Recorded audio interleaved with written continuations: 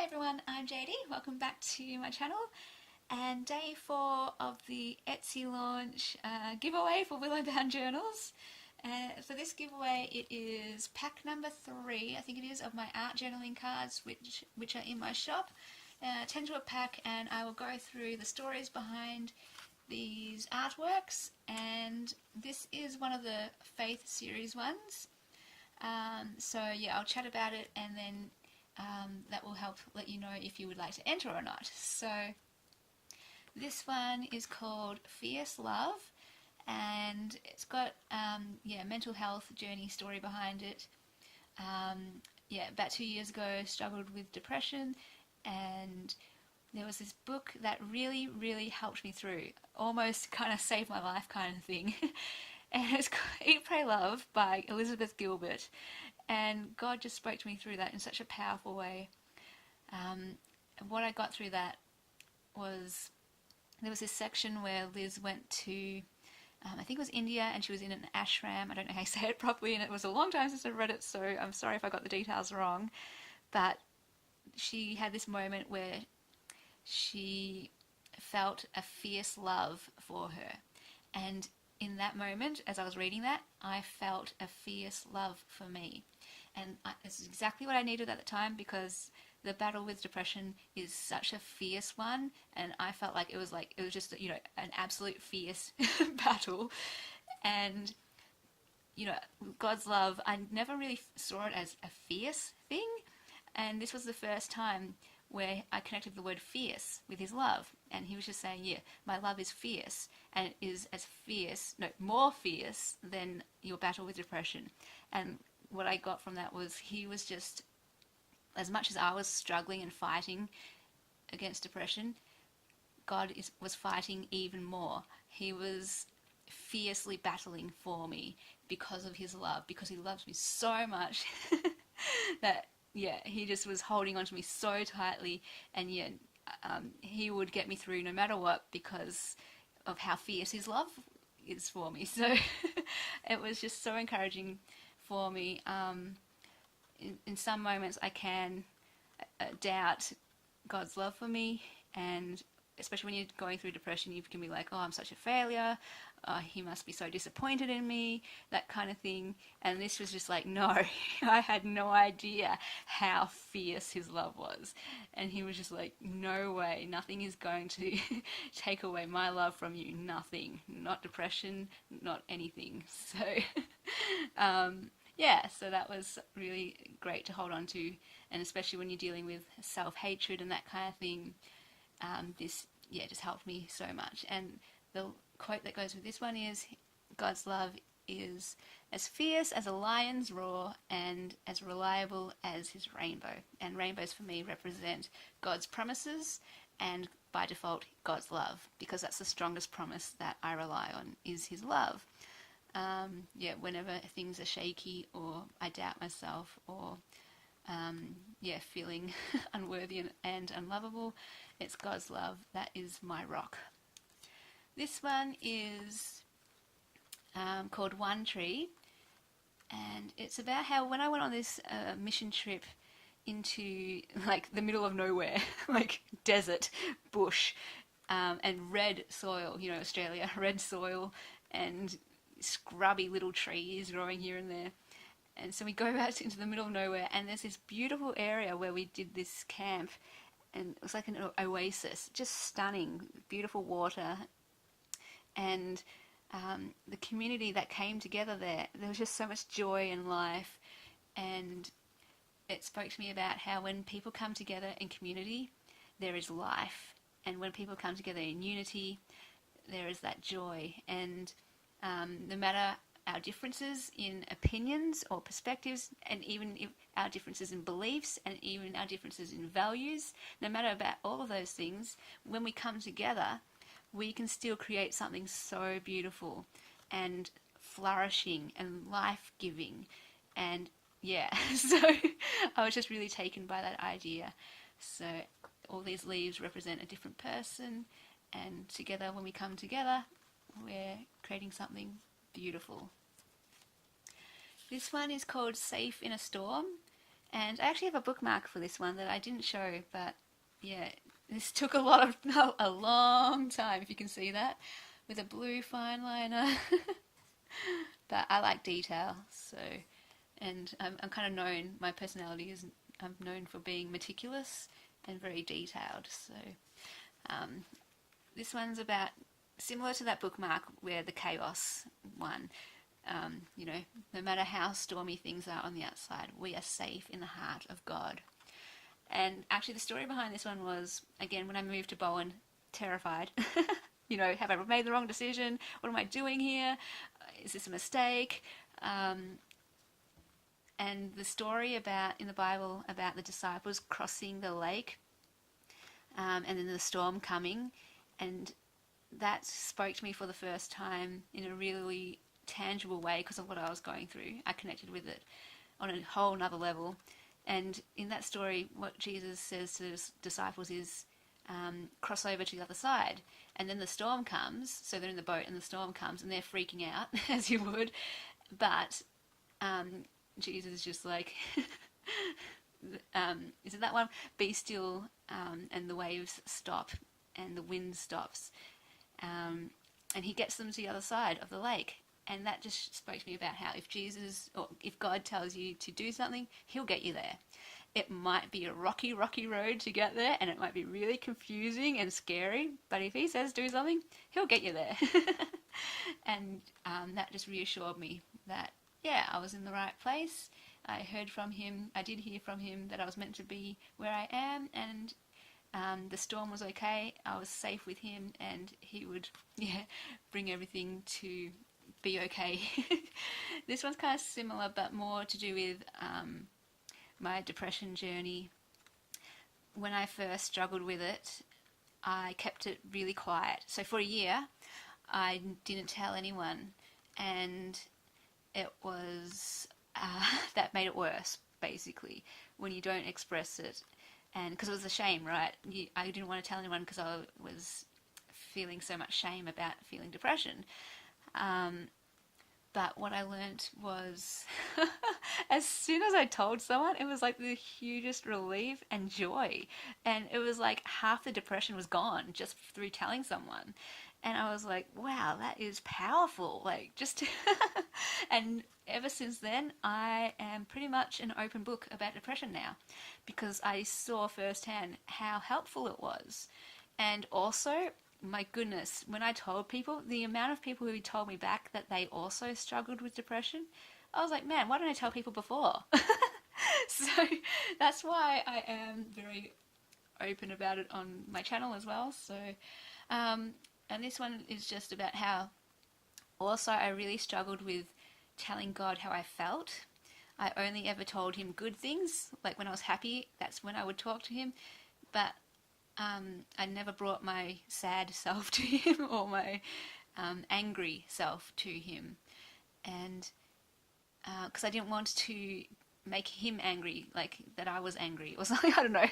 And this was just a lesson I learned. It took forever, one of those really hard lessons, and it's still, something I'm journeying through, that God can handle all of your emotions. And he is safe to talk to. He is safe for you to yell at. He is safe for you to cry with. And he is safe to ask questions and your confusion. And just really safe place. And you can rest there. So, safe. What's this one called? Beneath his wings. Yeah. Just we're safe in his wings. He's just holding us safely. Yeah. This one is called Walk the Plank, and it's about taking a leap of faith. All right, it's a specific story, but it can apply to anything. When I did my first beach mission, we had to do some acting. One of the things, like, you play games, you do craft, you tell stories, you sing, and you act. And I hated public speaking and talking to a microphone and being on a stage. And I actually almost faked a sickie, so I didn't have to go. I was that terrified. Pretty much the whole first week of the beach mission, I was a stress ball. I was completely stressed out. My journal entries were like, I'm so stressed. And mostly all because of this acting. But what I found was it was my favorite thing to do. I had such a ball, and I was still nervous every single time I walked on that stage, but I had so much fun every time I was on that stage. And what I learned through this was, it's not about talent or anything. It's not even about confidence. You don't need to be confident to give anything a go. And it's not even about having no fear. You can be as scared as you want to be or as scared as you are, and you can still do things. And what I learned through this is that when you do take that leap of faith, God meets you there. It's not by your own strength. It's not necessarily by your own confidence or your own gifts, but God's strength and His Spirit in you, enabling you to do what you've stepped out in faith to do. So whatever it is, no matter how scared you are, just if you feel like God's calling you to do that, He's the one who's going to make you be able to do that. You can rely on Him for that. And I've just seen that in so many areas in my life, not just that one thing. And it's just a lesson for all different types of things. So yeah, this one is called At the Table, and very much inspired by the song by Chris Tomlin called At the Table, is it? Or The Table of the Lord or something. And all about how, like some of the lyrics go, there is peace at the table of the Lord. There is healing at the table of the Lord. I won't worry anymore. And things like, all are welcome at the table, just as you are. Come all you weary, come all you burdened. There is rest, there is peace here. And at the time, I needed to hear that song because I felt not a lot of peace in my life, not a lot of rest, and I needed a season of rest. And it was just really good for me to know that I could find that rest at the table of the Lord, meaning just simply spending time with Him, chatting to Him, talking to Him with my iPod at the beach, and journaling in my journal. That's how I connect best with God. And just, taking a step back and spending that time with Him. Anyway, so this one is called Poured Out in Abundance, and all these different things: rest, love, blessing, strength, laughter, favor, grace, wisdom, fruit, freedom, creativity, inheritance, purpose, peace, kingdom, righteousness, heaven, delight. That one says goodness, hope, and meaning. All of these things and more God pours out. And it's kind of like this thing how sometimes we can ask for these things when in fact we already have them. He's already given them to us. And that's just a cool reminder that He's not in short supply, and He will pour that out because it's already given to us in absolute abundance. Anything we need, He provides. This one is similar, that whole idea that you don't actually need to ask God, give me strength, because He's already poured out every single bit of strength. This one, you can't really see it, but it says love. This is strength, hope, power, freedom, joy, self-control, peace. And this one says choice. So these things, they were things that spoke to me at the time when I drew it. And they were things that I needed to know that I already had in my possession.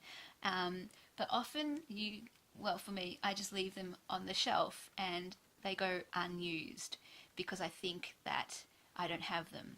But actually, anytime I need these things, I can just go to the shelf and pick up the box and open it. It's always there. I can always go back to that shelf, always open the box, and it will always be there for me. This one is called Lighted Path or something like that. I do change my titles sometimes. And it was actually an experiment. I was inspired by a different picture, and this was my kind of interpretation.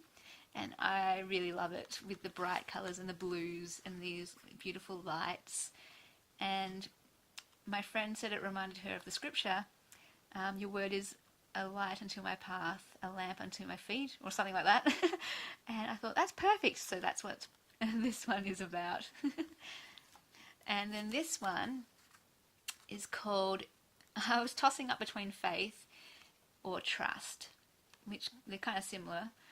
The story behind this one was we had a Category 4 cyclone hit Bowen last year. And so coming from Melbourne, I've never really been in a bad cyclone before.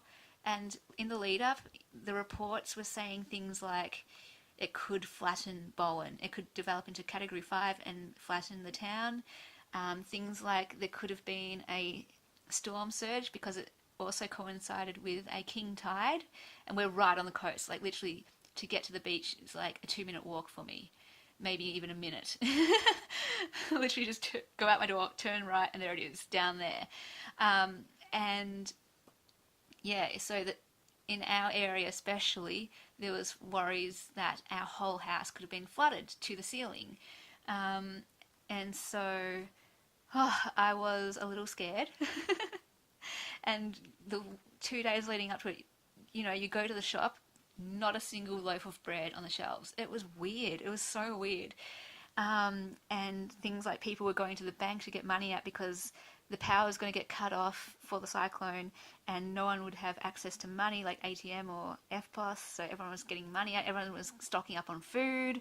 And it was just crazy. My dad was boarding up the house with panels of wood so that hopefully it stopped water coming in through the door. And anyway, so I got to this point where I was like, okay, just chatting to God about, my fear about this and all. And it got to this point where I went, actually, if the worst happened and we all died, this is just how I thought, okay, if we all died, terrible thing, absolutely horrible, for sure. But I still trust that all things work together for good and that God will be glorified out of anything. He can turn any situation, no matter how bad, how devastating, how horrible, how painful, and I guess using that word, how evil. God is more powerful than anything else in this entire world, more powerful than the most worst evil, that he can turn it into good and to glorify him. And yeah, that for me was a huge comfort because my number one thing in life is I just want to glorify God. And for the greater good to happen, and because God is a good God and he loves all people, good for me means, it's going to benefit people in the end. So he only wants the best for us, and all things happen and work together for good in the end. That means our good. So yeah, that just really, really encouraged me. And for any situation then, whatever it is, of course it's hard and struggles and wrestling with it and lots of questions and confusion. And I think of things like, for me, I really struggle with the existence of things like cruelty, animal cruelty, and murders or whatever, and slavery and poverty.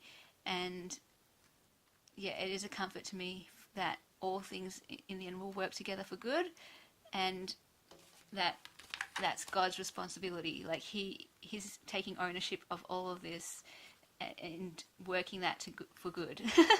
And if he says he's working it together for good, then we can rely on that. And again, well, if that's his heart, that passes on to us. And we are also responsible for bringing out the good. If that makes sense. It's not like, oh, God's got it covered so we don't get to do anything. Not at all. No. We are responsible, to be his hands and feet and that kind of thing. So, but to know, it's ultimately God who's in control, and he's the one who will make things work together in the good in the end. So that is the pictures, and if they at all spoke to you, that's awesome, and I hope they encouraged you wherever you are at in your own life. To enter this giveaway, same thing, just be a subscriber, like the video, and comment below which picture spoke to you the most, and of course that opportunity if you would like to share why. I'm sure others will be encouraged by your own stories, so and I definitely will be too, so awesome. Thank you so much for watching, and I will be back with the next video later on. Thanks guys, bye.